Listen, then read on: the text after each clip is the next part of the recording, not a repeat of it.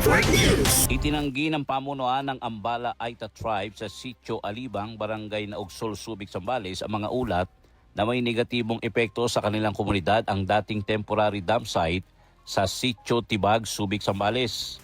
Ayon kay Ambala Tribe Chieftain Francis Santos na natiling tahimik ang kanilang pamumuhay at walang suliraning kinakarap ang kanilang ancestral domain kaugnay ng issue. Sinabi ni Santos na binuksan lamang ang temporary dam site noong kasagsagan ng COVID-19 pandemic matapos dumaan sa konsultasyon at may pahintulot ng kanilang komunidad at ng lokal na pamahalaan.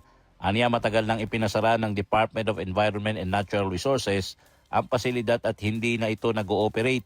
Iginit din ng tribal chieftain na mahigit 2 kilometro ang layo ng dating dam site sa kanilang pamayanan kaya't walang bahay o lupain na mga katutubo ang naapektuhan. Anya, kung may mga apektadong istruktura man doon ay mga pansamantalang kubol lamang na mga mangalakal ng basura na itinayo habang gumagana pa ang naturang dam site. Kasama mo sa Subic, Zambales, Radyoman Mike Sigaral Tatak, RMN. RMN Network News.